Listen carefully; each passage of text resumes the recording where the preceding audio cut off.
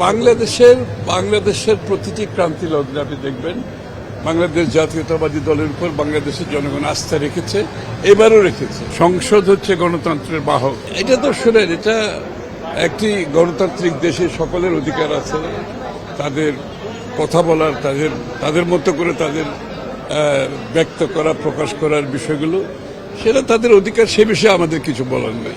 এই প্রত্যাশা শুধু সংসদ সদস্যদের নয়, সমস্ত জাতির প্রত্যাশা একটি আমরা গণতান্ত্রিক অর্ডারে ফিরে যাচ্ছি এবং নির্বাচন, সংসদ হচ্ছে গণতন্ত্রের বাহক।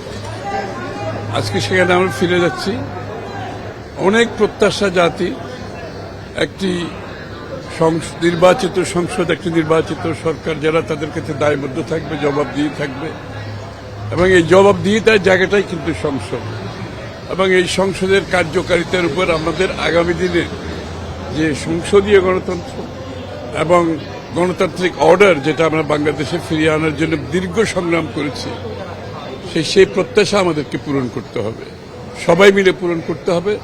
আমি আশা করছি এই সংসদীয় পদ্ধতি, যেটা দেশনেত্রী বেগম খালেদা জিয়ার সবে আমরা শুরু করতে পেরেছি, এই পদ্ধতির মাধ্যমে আগামী দিনে বাংলাদেশের মানুষের তাদের আশা প্রত্যাশা, তাদের জনগণের কাছে যে নির্বাচিত সংসদ সরকারের যে দায়বদ্ধতা, এটা আমরা নিশ্চিত করতে পারবো আশা করি।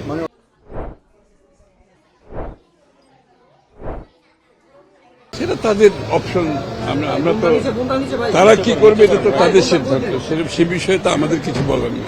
এটা তো শোনেন, এটা একটি গণতান্ত্রিক দেশে সকলের অধিকার আছে তাদের কথা বলার, তাদের মতো করে তাদের ব্যক্ত করা, প্রকাশ করার বিষয়গুলো, সেটা তাদের অধিকার, সে বিষয়ে আমাদের কিছু বলার নেই।